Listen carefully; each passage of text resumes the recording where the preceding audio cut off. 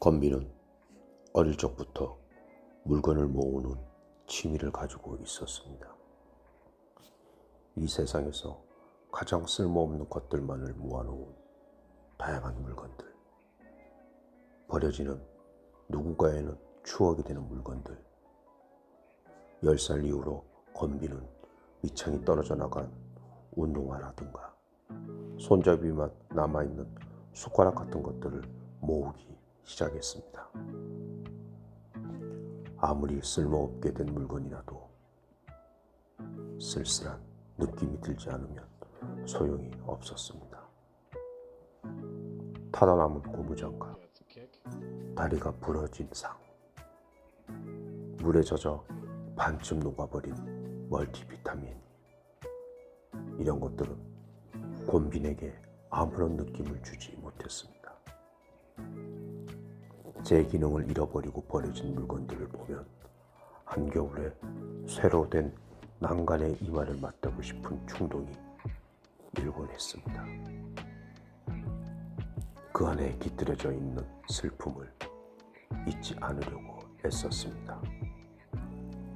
엉덩이가 짓무르도록 자전거를 타면서 20번째 생일날 식구들 몰래 짐을 싸면서 터미널 화장실 벽에 조잡한 낙서들을 보면서 곤비는 언젠가 자신의 손으로 지을 추억의 공간을 상상했습니다. 어릴 적 건비는 새 신발을 신어본 적이 없었습니다. 큰형은 신발 바닥에 자기 이름을 적어두었습니다. 이름이 반쯤 지워지면 작은 형이 신발을 물려받았습니다. 곤빈의 차지가 되었을 때쯤이면 이름은 알아볼 수 없을 정도로 지워져 있었습니다. 그러면 곤빈은 바닥이 반들반들해진 신발을 신고 언덕길에서 미끄럼을 탔습니다. 곤빈의 아버지 꿈은 방 5개가 있는 집을 짓고 식구들을 모두 태울 수 있는 카니발을 사는 거였습니다. 그때까지 절약해야 해, 아버지는 말했습니다. 작은 형의 키가 큰 형을 넘어서자 부모님은 작은 형에게 새 신발을 사주었습니다. 물려받을 신발이 더 많아졌습니다.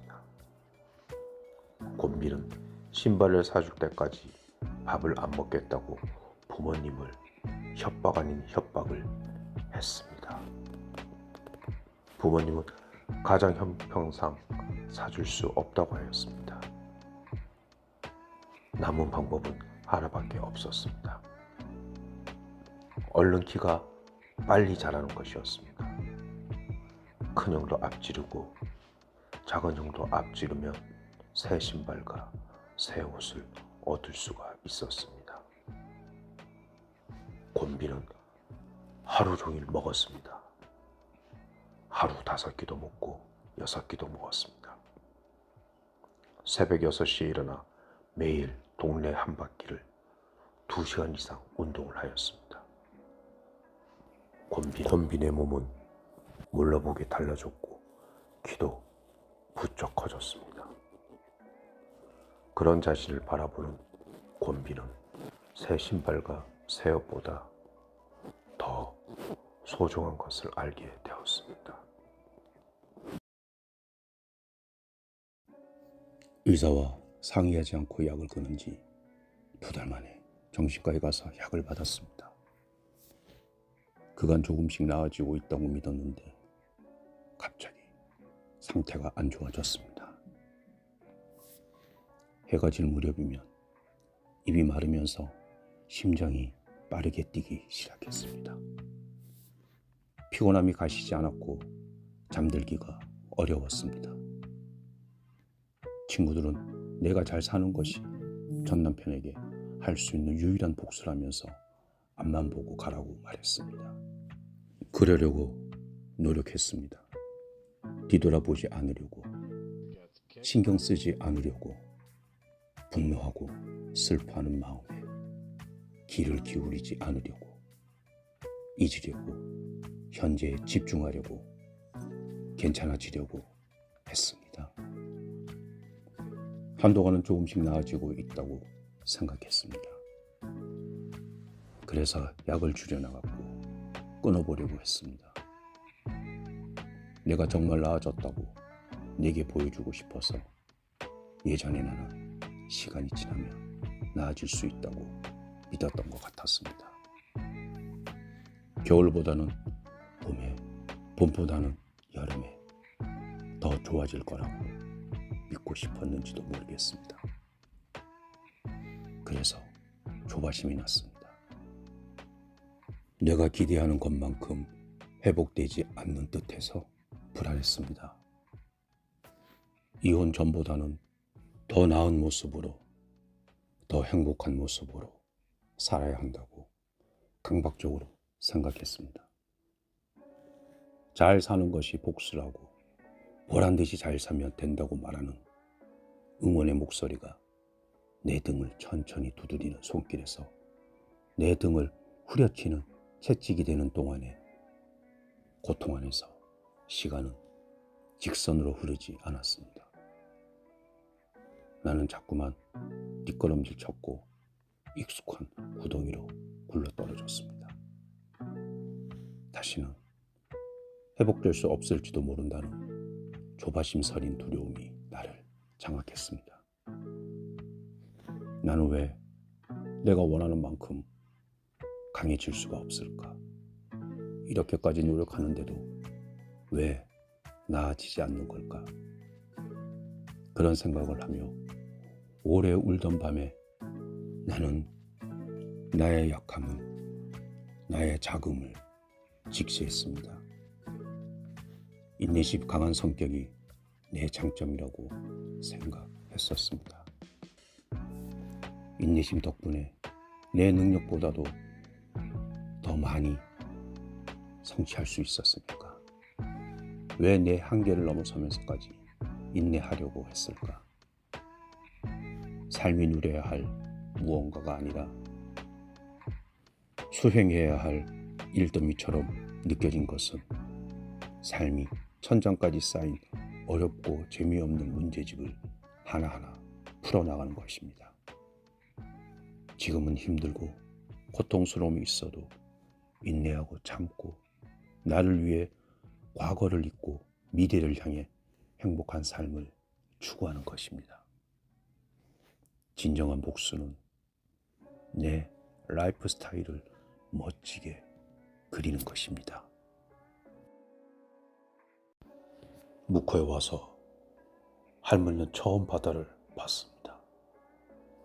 초등학교 다닐 때 선생님이 바다에 대해 설명해 줬지만 그런 설명은 무용했고 서울에서 흑백 사진으로 본 바다도 마음에 다가오지 않았습니다. 바다를 실제로 보고서야 할머니는 바닷가 직접 보지 않고는 상상할 수 없는 영역에 존재한다는 것을 알았습니다. 바다는 할머니가 그때까지 봤던 모든 것 중에 가장 컸습니다. 처음에는 그 크기에 압도되었지만 자주 보고 지내다 보니 바다의 작은 부분들에 정이 들었습니다. 비가 온 다음 날의 바다 냄새, 백사장으로 밀려오는 물의 소리, 하얀 포말, 얇은 조개 껍데기 안쪽에 부드러운 감촉, 밀려오는 해초더미들, 모래사장을 걸을 때의 느낌, 해가 질 때 변하는 수평선 너머의 색깔. 할머니는 영숙 아주머니와 미자와 말숙 할머니와 함께 그 모습을 보면 소원이 없을 것 같다는 생각을 하곤 했습니다. 얼이 빠진 채 바다 위로 지는 해를 보다가 날이 온통 컴컴해지고 나서야 집에 들어가는 바람에 증조모에게 크게 혼난 적이 많았습니다. 증조부는 부모를 찾기 위해 돌아다녔지만 어떤 목격자도 만나지 못했습니다. 묵호는 큰 도시가 아니었습니다. 도착한 지 석 달 정도가 지났을 무렵 증조모와 할머니는 증조부의 부모가 묵호에 없다는 사실을 받아들였습니다. 그 사실을 끝까지 받아들이지 못한 사람은 증조부뿐이었습니다. 할머니는 묵호에서 살아야 할 이유를 찾을 수가 없었습니다. 매일 바다를 보러 갈 때면 쓸쓸한 마음이 점점 더 커집니다. 할머니는 묵호 등대에 힘없이 서성이며 저 멀리 비치는 붉은 노을을 바라봅니다. 아파트까지 함께 걸어가는 동안 우리는 별말을 나누지 않았습니다. 무슨 말을 하든 어색할 것 같았습니다. 엘리베이터에 올라타고 영애는 5층 버튼을 눌렀습니다.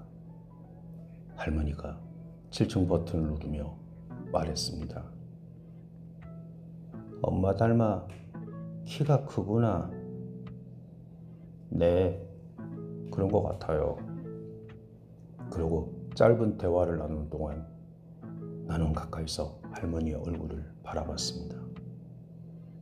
나이에 비해 숱이 많고 염색하지 않은 짧은 머리카락, 넓은 이마, 쌍꺼풀이 없이 긴 눈, 오뚝한 코, 긴 인중과 인중에 난 솜털, 붉은색에 가까운 도톰한 입술을 봤습니다. 눈가와 입가에 웃음 주름이 있었고 미간에 2개의 주름이 깊게 팼습니다. 키는 나보다 조금 작았고 바른 자세에 등이 굽지 않았습니다. 끌자로 짚고 선 주름진 손에는 갈색 검버섯이 가득했습니다. 엄마와 닮은 부분이 거의 없었습니다. 흰 머리가 싫어서 매번 염색하는 엄마의 검은 머리카락과 좁은 이마가 떠올랐습니다. 할머니와 재회했을 때 내가 느낀 감정은 어색함 뿐이었습니다. 정말 저 사람이 예전에 알던 내 할머니가 맞나 싶을 정도로 낯설기만 했습니다. 앞으로 마주치면 무슨 말을 해야 할지, 할머니가 내 할머니라는 이유로 내 생활을 간섭하지는 않을지, 익명으로 살고 싶은 내 의지와 반대로 내가 서울에서 내려온 할머니의 손녀라는 사실을 모두가 알게 되는 것은 아닐지 걱정이 되기도 했습니다. 할머니를 다시 본 건 그로부터 며칠이 지난 아침 출근길이었습니다. 주차장에 세워진 봉고차에 할머니들이 여럿이 올라타고 있었습니다. 할머니들은 모두 알록달록한 일복을 입고 있었습니다. 그 모습을 보다가 봉고차에 올라타던 할머니와 눈이 마주쳤습니다. 할머니는 나를 보고 활짝 웃으며 손을 흔들었습니다. 나도 잠시 망설이다가 할머니에게 손을 흔들었습니다.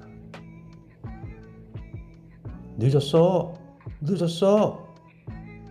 할머니들이 재촉하자 할머니도 봉고차에 올라탔습니다. 나는 할머니를 태운 봉고차가 눈앞에서 사라지는 모습을 지켜봤습니다. 만약 어린 시절에 할머니를 본 기억이 없었더라면 영애에게 부담스러움만 느꼈을지도 모르겠습니다. 하지만 할머니의 이야기를 듣던 기억, 같이 웃던 기억은 36이 된 내게 여전히 남아 있었습니다. 할머니에게 영애는 손녀라기보다는 대하기 어려운 30대 중반의 여자로 보였을 것입니다. 귀여워하고 역성 들어줄 손녀라기보다는 사이 안 좋은 딸의 나이든 자식으로 느껴졌을 것입니다. 영애와 할머니 사이의 난감함, 어색함, 어려움이 나쁘지 않았고 그런 감정들의 바닥에 깔린 우애가 신기했습니다. 영애는 할머니에게 좀 더 다가가려고 어색함을 풀어갑니다. 언니는 여전히 내 곁에 있었습니다. 앞니가 2개 빠진 언니는 언니가 제일 좋아하는 보라색 티셔츠에 데님 반바지를 입고 있었습니다. 나랑 노는 건 어른한테 비밀이야? 언니가 계속 속삭였습니다. 우리는 비가 온 다음 날 놀이터에서 모래로 거대 도시를 지었습니다. 놀이터에 생긴 큰 웅덩이를 바다라고 하고 도랑을 파서 물길을 만들고 다리를 만들었습니다.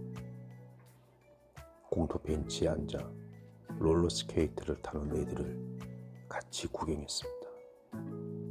언니는 내가 자전거를 탈 때면 뒷자리에 앉아서 노래를 불렀습니다. 밤이 되면 이불 속으로 들어가서 내 귀에 대고 재미있는 이야기를 들려주기도 했습니다. 나는 새된 소리로 자주 웃었습니다. 길을 걷다가 나무를 올려다보면 언니가 높은 나뭇가지 위에 앉아서 손을 흔들었습니다. 영애야 하고 내 이름을 부르는 언니의 모습을 볼 때면 나는 언니가 지금 여기에 있으면서도 다른 곳에 있다는 것을 알았고 거기에는 어떤 모순도 없다고 느꼈습니다. 내가 죽은 언니와 같이 논다는 말을 했을 때 엄마는 내 등을 때리면서 울었습니다. 너 그런 거짓말 하는 거 아니야. 그런 나쁜 거짓말해서 엄마 마음 아프게 하는 거 아니야. 그런 엄마 앞에서 나는 내 이야기가 거짓이 아니라고 주장하지 못했습니다. 그래서 우리를 바라보다가 이불을 머리 끝까지 뒤집어 썼습니다. 그 뒤로 언니가 다시 내 옆에 올 때면 나는 언니를 밀어냈습니다. 가까이 오지 마. 언니는 슬퍼 보였고 그런 언니를 보는 내 마음도 그랬습니다. 얼마 지나지 않아 언니는 나의 세계에서 사라졌습니다. 가끔은 언니가 해줬던 재미있는 이야기를 떠올렸고 언니와 함께 놀 때의 감각을 떠올리기도 했지만 모든 것은 낮잠을 자다 꿨던 꿈처럼 실감을 잃어갔습니다. 나는 학교에 들어갔고 한글과 숫자를 배웠고 시계를 읽는 법을 배웠고 죽은 사람은 결코 다시 살아날 수 없다는 사실을 거기에 있으면서 동시에 여기에 존재할 수 없다는 당연한 사실을 배웠습니다. 나는 엄마에게 죽은 언니와 놀아놨다고 말하던 날을 떠올렸습니다. 내가 상상할 수도 없는 고통을 겪은 사람 앞에서 나의 진실을 떠벌리는 것이 대체 무슨 의미였을까? 엄마의 고통 앞에서 나의 진실은 가치가 없었습니다.